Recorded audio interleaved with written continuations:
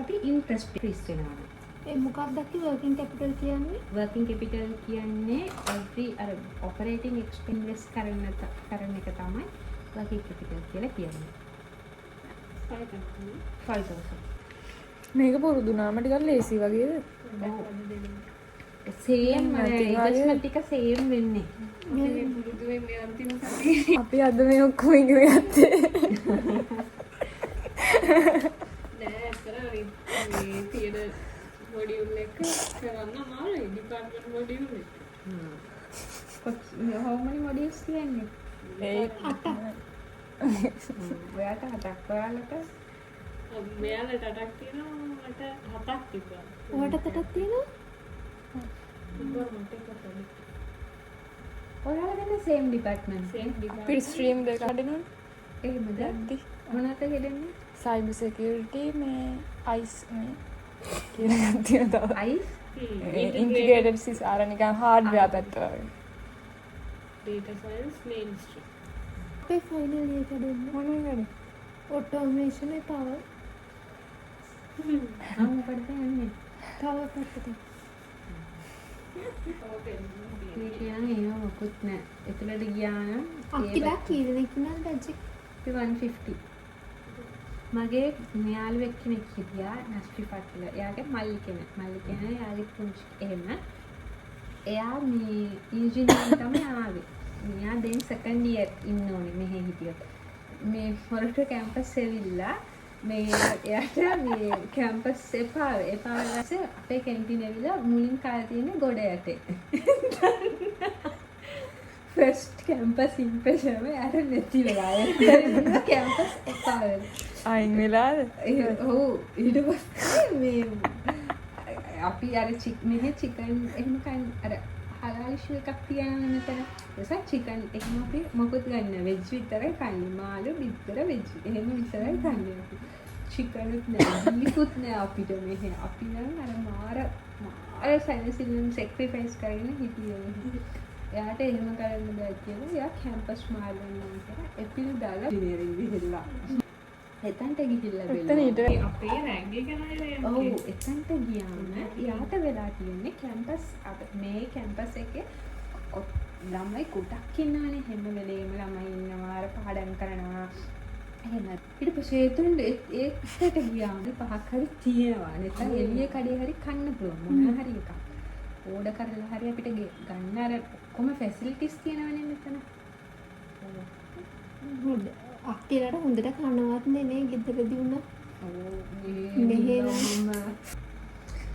හරි අගේ කොහොම හරි ෆයිනල් ඉයර් ඉවරයි. ඔයාලා තව ඉයර් ඉන්න ඕනේ. ඩිවිඩන්ඩ් පේඩ් නේ.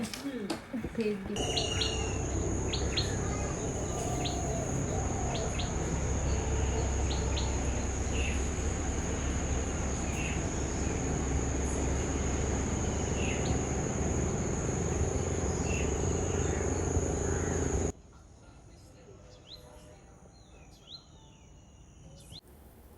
හයි ගයිස් ඔයගොල්ලෝ කන්ෆියුස් වුණාද මං ඇයි කතා කරේ නැත්තේ වෙනද වගේ කියලා. මට ඕන නම් කලින් වීඩියෝ ක්ලිප්ස් ටිකේ සවුන්ඩ්ස් ටික ඒ විදිහටම තියාගන්න. ඒක නිසා තමයි මං අතරමැදින් කතා කරේ නැත්තේ. හැබැයි මෙතන ඉඳන් ඔයගොල්ලන්ට පුරුදු විදිහටම මගේ කටහඬ අහගන්න පුළුවන්. දැන් ඔයගොල්ලන්ට බලා ගන්න පුළුවන්. අතර මේ වීඩියෝ ක්ලිප් එකට නමක් දැම්මොත් එහෙම මට කියන්න පුළුවන් කම්මැලියෙක් බිත්තරයක් සාදා ගන්න ආකාරය කියලා. ලුණු දැම්මා, කම්මිරිස් ටිකක් දැම්මා. බිත්තරේ අනිත් පැත්ත ගහලා වැඩේ ඉවරයි.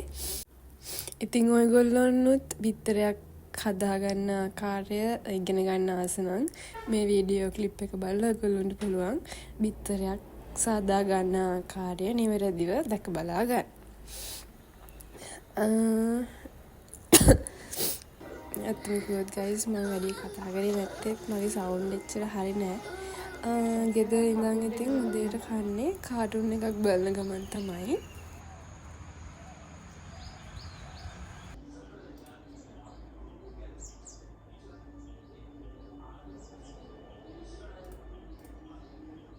What that is in a minute, but we just need to supply it here. දැන් මම මේ මගේ ජොබ් එකේ අද දවසට ඕන වැඩ ටික මං කම්ප්ලීට් කරන ගමන් ඉන්නේ.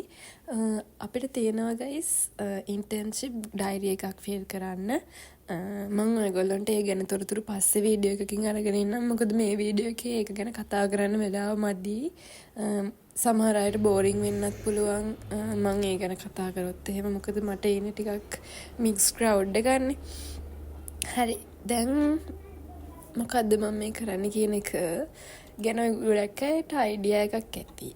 මම මේ පික්චර්ස් හොයනවා ගයිස්. ඔයගොල්ලෝ විෂන් බෝඩ් එකක් හැදුවද? මම හිතනවා මං කියන්න ඕනේ විෂන් බෝඩ් එකක් ගැන මොනවද කියලා. ගොඩක් අය මම දැක්ක ඒ ගැන වීඩියෝස් කරලා තියෙනවා. ඉතින් මමත් ගොඩක් පුරුදු වෙලා ඉන්න විෂන් බෝඩ් එකකට. මොකද මම කියන්නේ ගොඩක් ට්‍රැක් අවුල් යන්න පුළුවන් ඉක්මනට ට්‍රැක් එකෙන් පයින් සුළු ළමයෙක්. ඉතින් මම මගේ ගෝල්ස් හැමතිස්සෙම මට මතක් කරන්න සහ මාව මොටිවේට් කරන්න මම හැම අවුරුද්දකම වගේ විෂන් බෝඩ් එකක් හදනවා. ඉතින් දැන් මේ මම කරන්නේ පික්චර්ස් හොයන එක. මම මුලින්ම මම ටයිම් අරගෙන ලිව්වා මම මොනවද ඊළඟ අවුරුද්ද කරන්න ඉන්නේ කියලා. ඊට පස්සේ මම මගේ හිතේ ඇඳුණු පින්තූරෙම මේකෙන් හොයනවා. මොකද මට සමාන මං ඉමැජින් කරපු එකට අදාළම පික්චර් එක ලැබෙද්දී ඒ කියන්නේ මට ඒක ඇචීව් කරන්න මාරම ලේසි. ඉතින් ඔයගොල්ලොත් විෂන් බෝඩ් එකක් තාම හැදුවේ නැත්නම් අනිවාර්යෙන් 2026 අවුරුද්දට යන්න කලින් හරි මුල් මාසේ හරි පහුවෙලා හරි කමන්නේ විෂන් බෝඩ් එකක් අනිවාර්යෙන් හදාගන්න.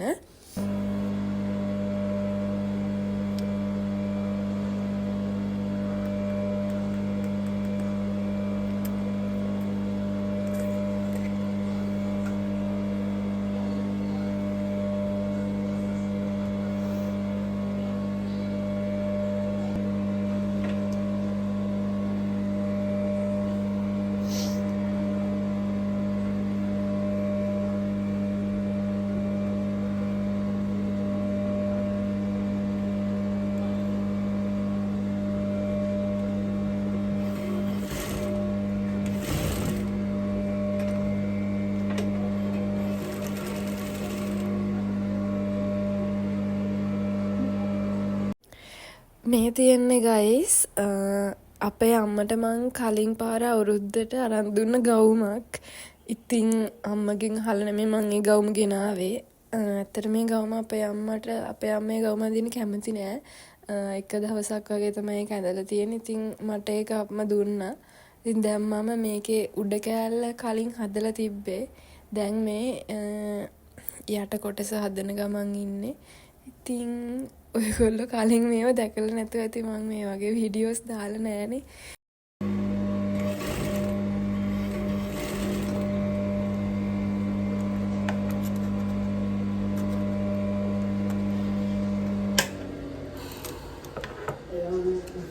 ලස්සනයිද මම අහපු ගවුම?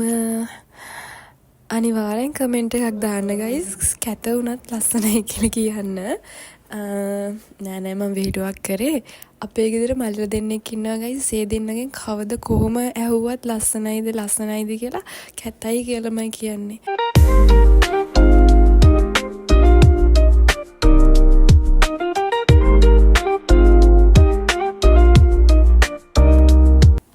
මේ තියෙන කෑමක් මේක මෙච්චර ලස්සනට තිබ්බට ඇත්තටම ලොකු රාග් නෑ ගයිස්. මූණෙන් හොඳට පෙන්න.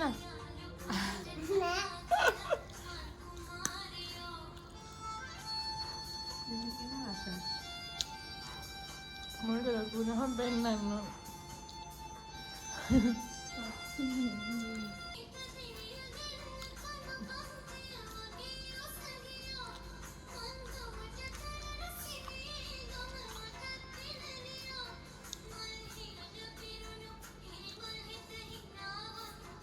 අපේ හාගෙදර පැන්සිගේ dance. As you guys know, this is my favorite food. ජුනි එකේ ඉඳියත් ගෙදර ආවපු ගමන් මතක් වෙන ලොකුම දෙයක් තමයි මේ කේක් එක. මොකද ජුනි එකේ මේක හොයාගෙන නෑ guys. ඉතින් ඔය විදියට කොහොම හරි 2025 අවුරුද්දත් ඉවර වුණා.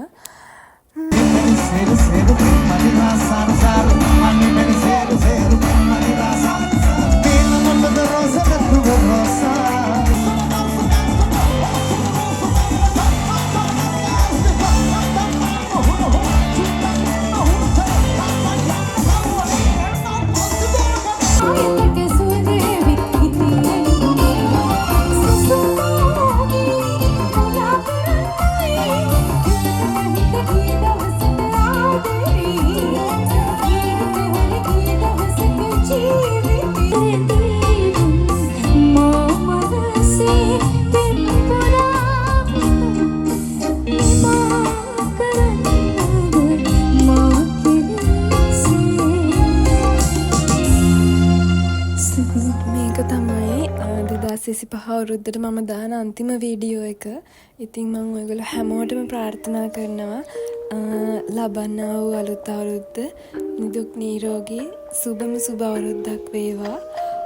බුදු සරණ හැමෝටම පරිස්සමෙන් සතුටින් හැමදාමත් hina වෙලා ඉන්න.